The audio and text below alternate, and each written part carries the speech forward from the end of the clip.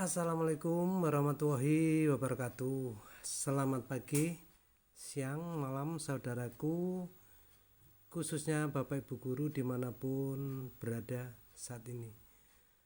Selamat berjumpa dengan saya di channel Merdeka Belajar Guru Penggerak. Tentunya masih dalam acara obrolan santai.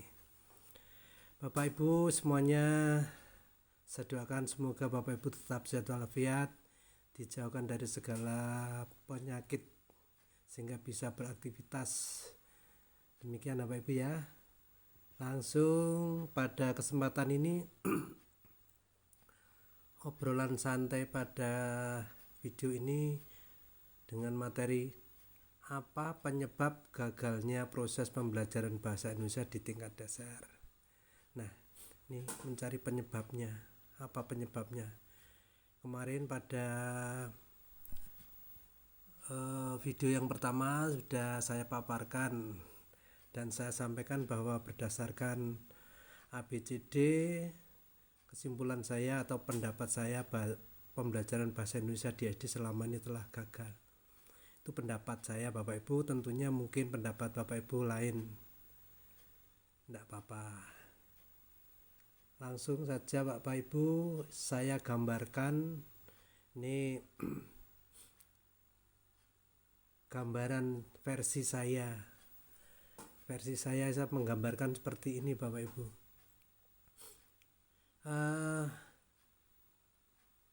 Anak-anak kita ini keluar dari orang tua siswa yang kemarin disampaikan kepada salah seorang teman guru.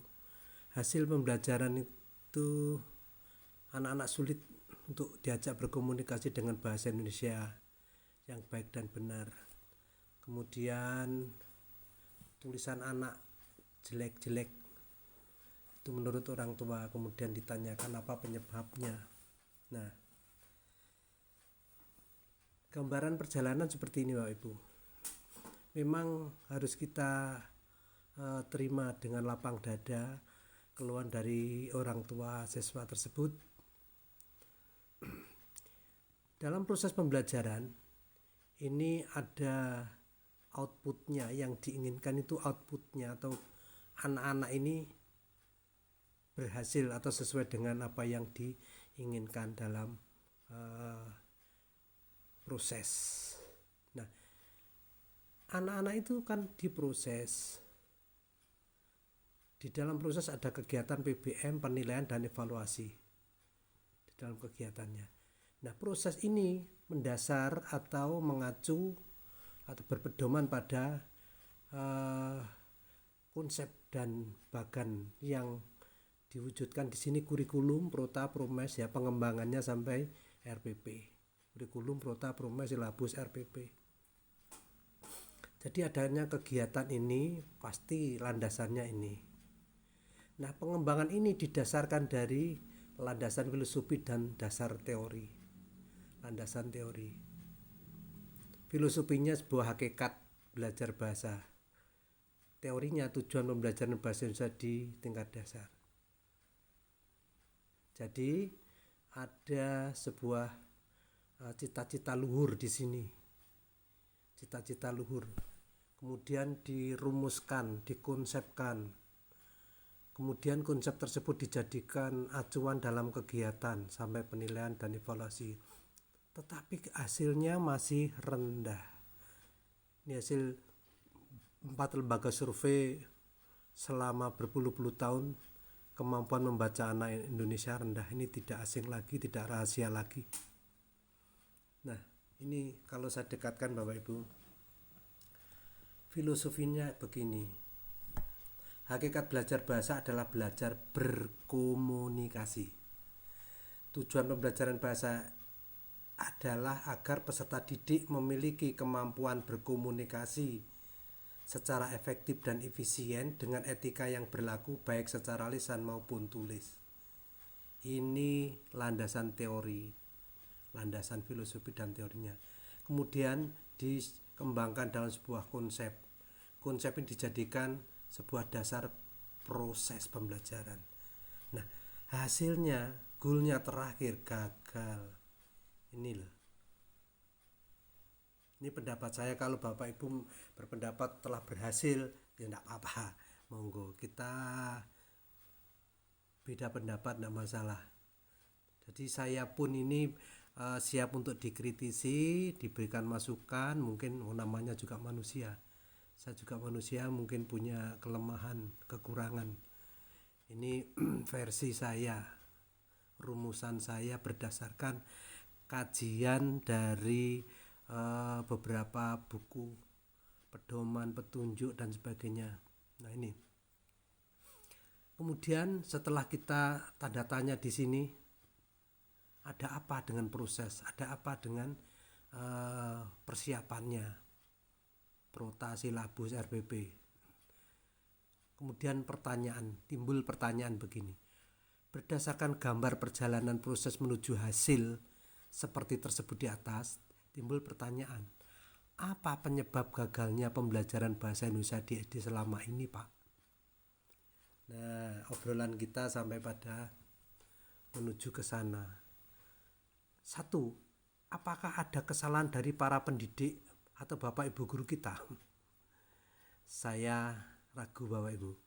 Sebab ini masif, sebab ini menyeluruh. Kegagalan ini menyeluruh. Saya punya bukti, saya punya data, dan nanti saya pertanggungjawabkan dan saya paparkan pada video-video berikutnya. Ini akan terlihat jelas dari cara Bapak Ibu membuat atau merumuskan instrumen soal penilaian atau ulangan itu, soal-soal ulangan. Ataukah yang kedua, ataukah ada yang kurang tepat dengan konsepnya?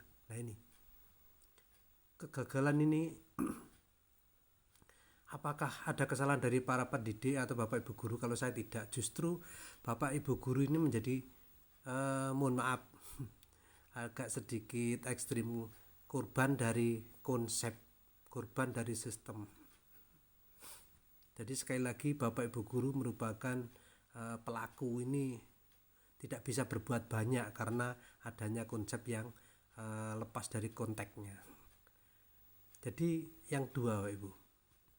Jadi jawabnya ini, kita ataukah ada yang kurang tepat dengan konsepnya? Betul. Nah ini saya sampaikan kemarin, berdasarkan 4 lembaga survei menyatakan kemampuan membaca anak Indonesia rendah, kemampuan berkomunikasi anak Indonesia rendah. Pendapat ahli bahasa dan tokoh pendidikan, pembelajaran bahasa lebih menekankan aspek teori bahasa. Pembelajaran bahasa di sekolah menjadi anak bisu, rabun, dan buta. Lanjutannya, terus data-data yang ada ini tidak rahasia lagi Bapak Ibu. Rata hasil UN, ujian nasional ini biasanya setiap akhir tahun pembelajaran setelah ujian diberitakan koran-koran maupun di media televisi. Mapel bahasa Indonesia itu menduduki peringkat terendah hasilnya rata-ratanya. Terus fakta di lapangan juga demikian. Nah nih, tulisan anak-anak belum sesuai dengan kaidah bahasa yang dikeluhkan oleh orang tua. Tulisan anak-anak jelek, artinya tidak sesuai dengan kaidah bahasa itu penerapan huruf besar, walaupun sudah kelas 6 itu masih ya carut-marut spasi, bentuk huruf dan sebagainya. Kemampuan membaca anak juga masih rendah. Kemampuan membaca ini pada intonasi, lafal dan intonasinya juga belum pas. Kemampuan berkomunikasi anak-anak juga rendah. Ini disampaikan oleh seorang ibu guru yang pernah saya ajak ngobrol. Anak-anak katanya sulit untuk berpendapat, menyampaikan idenya, menyampaikan pendapatnya. Walaupun punya pendapat tapi sulit untuk menyampaikan. Ini Pak kelemahannya. Itu fakta di lapangan, maka proses pembelajaran bahasa Indonesia di SD selama ini gagal. Ini pendapat saya Bapak Ibu sekali lagi. Nah, penyebab kegagalan apa ini loh? Karena konsep pembelajaran bahasa Indonesia selama ini lepas dari konteks. Artinya, dalam proses pembelajaran bahasa Indonesia di SD selama ini, bahasa dianggap atau diposisikan sebagai ilmu atau linguistik yang harus dibelajarkan kepada siswa. Sehingga yang didapat siswa hanyalah teori bahasa, bukan kemampuan berbahasa atau kemampuan berkomunikasi. Ini pendapat saya sekali lagi, dan saya buktikan nanti pada contoh-contoh soal yang telah dibuat Bapak Ibu sebagai instrumen penilaian. Jelas sekali nanti di sana. Jadi bahasa itu dianggap ilmu pengetahuan yang harus dibelajarkan. Nah, konteks yang benar seperti apa? Jadi tadi kegagalan saya katakan lepas dari konteks. Nah, konteks yang benar seharusnya bahasa dalam segala bentuknya, bahasa dalam segala bentuk ini, bahasa dalam bentuk kata, kalimat, pantun, syair, gambar, grafik, denah, angka dan bilangan, semua itu kan bahasa dalam segala bentuknya maksudnya. Hanya dianggap atau digunakan sebagai media atau alat komunikasi dalam proses belajar. Sekali lagi, seharusnya bahasa itu hanya dianggap atau digunakan sebagai media atau alat komunikasi dalam proses belajar. Sehingga yang didapat siswa adalah kemampuan berkomunikasi sesuai dengan tujuan pembelajaran bahasa Indonesia itu loh, yang direalisasikan dalam 3 bentuk kemampuan, yaitu kemampuan memahami bahasa, kemampuan menggunakan bahasa, dan kemampuan menguasai kaidah bahasa atau kebahasaan istilah saya. Itu semua baik lisan maupun tulis. Nah, mungkin timbul pertanyaan di hati para bapak dan ibu. Setelah mengetahui penyebab kegagalan pembelajaran bahasa Indonesia di SD selama ini, bagaimana sikap kita? Bagaimana kita bersikap? Tetap bertahan dengan menerapkan konsep yang ada, ataukah berusaha mencari alternatif konsep lain? Nah, ini menjadi bahan renungan kita. Ya, asik sekali obrolan kita. Nah, ada orang bijak mengatakan begini Bapak Ibu. Ini saya juga mengutip. Nilai yang ada itu dihasilkan oleh sistem yang ada. Jika nilai ingin berubah, maka sistem harus diubah. Setuju enggak Bapak Ibu? Oke. Sehingga pertanyaannya, kalau kita sudah tahu penyebab kegagalan dalam pembelajaran bahasa Indonesia di SD selama ini, apa yang harus kita lakukan? Tetap mempertahankan, menggunakan konsep belajar yang ada, ataukah memperbarui atau merekonstruksi konsep pembelajaran? Nah, jika kita ingin berubah menjadi lebih baik, maka kita memilih alternatif kedua, yaitu memperbarui atau merekonstruksi konsep pembelajaran. Pertanyaannya, bagaimana caranya Pak? Caranya piye merekonstruksi? Nah, ini jawabannya. Kita harus melakukan rekonstruksi konsep pembelajaran bahasa Indonesia di tingkat dasar SDMI dengan berpedoman pada 1. Pengertian dan fungsi bahasa. Nah, pengertian dan fungsi bahasa ini harus betul-betul kita pahami apa maksudnya. Bahasa dan fungsinya itu dalam proses pembelajaran itu diartikan sebagai apa. Ini semua ada pada buku-buku pedoman ada. Terus yang kedua, berpedoman kepada hakikat belajar bahasa dan tujuan pembelajaran bahasa Indonesia di tingkat dasar. Ini harus pemahamannya harus benar. Harus memahami pengertian fungsi bahasa, hakikat belajar bahasa dan tujuan pembelajaran bahasa dengan benar. Apakah selama ini belum benar? Belum. Saya tegas menyatakan belum. Kalau ada pertanyaan, apakah selama ini pemahamannya terhadap pengertian fungsi bahasa, hakikat belajar dan tujuan pembelajaran bahasa Indonesia belum benar? Belum. Di mana nanti saya tunjukkan. Ya, dengan bukti-bukti tadi nanti sebagai soal atau instrumen penilaiannya di sana jelas sekali. dan nanti saya bagankan pembelajaran bahasa Indonesia yang benar seperti apa. Saya bagankan, penilaiannya ada formatnya. Maka dari itu kita ikuti terus ini. Mau dijelaskan apa yang dimaksud dengan pengertian dan fungsi bahasa, hakikat dan tujuan pembelajaran bahasa Indonesia di tingkat dasar. Oke, ini jelas. Bapak Ibu mesti bertanya-tanya. Saya ini pengertian bahasa.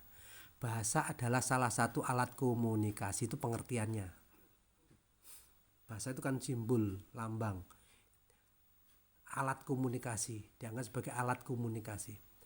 Artinya bahwa bahasa dalam segala bentuknya, bahasa dalam bentuk kata, kalimat, pantun, puisi, gambar, percakapan, surat, pengumuman, slogan, poster, iklan, angka, dan bilangan dan sebagainya, hanya dianggap atau diposisikan dan dipakai sebagai alat komunikasi dalam pembelajaran, bukan dianggap sebagai ilmu atau linguistik yang harus dipelajari anak. Jadi guru di dalam proses pembelajaran bahasanya tidak mengajak anak untuk mempelajari ilmunya bahasa. Nah, fungsinya, salah satu fungsi bahasa yang utama adalah sebagai alat komunikasi. Oleh karena itu pembelajaran bahasa Indonesia harus ditekankan pada pemanfaatan bahasa sebagai alat komunikasi, bukan sebagai ilmu. Ini saya kutip dari Depdikbud Lancar Berbahasa Indonesia Jilid 2, Petunjuk Guru SD halaman 6 tahun 1996. Sebetulnya banyak ini referensi dari ini, banyak. Bukan hanya ini saja, tapi banyak. Intinya adalah bahwa bahasa dalam segala bentuknya difungsikan hanya sebagai alat komunikasi. Nah, hakikat belajar bahasa seperti apa? Ini harus kita pahami dengan benar ini. Pada hakikatnya belajar bahasa adalah belajar berkomunikasi loh. Jelas? Penekanannya belajar bahasa itu belajar berkomunikasi, bukan mempelajari ilmu bahasa. Nah, oleh karena itu pembelajaran bahasa Indonesia diarahkan untuk meningkatkan kemampuan siswa dalam berkomunikasi baik secara lisan maupun tulis. Selama ini kebanyakan tulisnya, lisannya seakan-akan diabaikan. Ini saya kutip dari Dinas Pendidikan dan Kebudayaan Pemerintah Jawa Timur, GBPP Sistem Semester Sekolah Dasar tahun 2002 halaman 73. Bisa dicek. Intinya bahwa belajar bahasa adalah belajar berkomunikasi, bukan mempelajari ilmu bahasa. Nah, ini penekanannya. Sekali lagi, sekarang agar tujuan pengajaran bahasa Indonesia, ini penting sekali ini. Ini jarang Bapak Ibu juga membacanya. Agar peserta didik memiliki kemampuan berkomunikasi, penekanannya, secara efektif dan efisien dengan etika yang berlaku baik lisan maupun tulis. Coba lihat di kurikulum, pasti ada ini. Nah, kesimpulannya Bapak Ibu, pembelajaran bahasa Indonesia di SD selama ini telah gagal. Kesimpulan saya, kegagalan disebabkan karena konsep pembelajarannya lepas dari konteks. Artinya apa? Selama ini dalam proses pembelajaran, bahasa diposisikan sebagai ilmu pengetahuan yang harus dibelajarkan kepada siswa, sehingga yang didapat siswa hanyalah teori bahasa. Sekali lagi saya bertanggungjawabkan, nanti akan saya paparkan dengan contoh-contoh soal. Nah, solusinya seperti apa? Kita perlu mengadakan atau rekonstruksi konsep pembelajaran bahasa Indonesia dengan berpedoman pada pengertian bahasa, fungsi bahasa, hakikat belajar bahasa, dan tujuan pembelajaran bahasa Indonesia di tingkat dasar seperti tadi. Nah, mungkin ada pertanyaan, seperti apa realnya? Seperti apa realnya konsep pembelajaran bahasa Indonesia yang didasarkan pada 4 ini, pengertian bahasa, fungsi bahasa, hakikat, dan tujuan belajar. Nah, realnya seperti apa? Jawabannya ada pada tayangan video berikutnya. Untuk itu Bapak Ibu, ikuti terus video di channel Merdeka Belajar Guru Penggerak dengan Mbah Guru Harjo. Oke, sekian, terima kasih. Jangan lupa di like, komen, share, dan tekan lonceng, subscribe juga gratis saja kok. Jawaban ada pada tayangan video berikutnya ya. Saya sampaikan seperti itu. Ada kurang lebihnya mohon maaf. Saya akhiri, wassalamualaikum warahmatullahi wabarakatuh.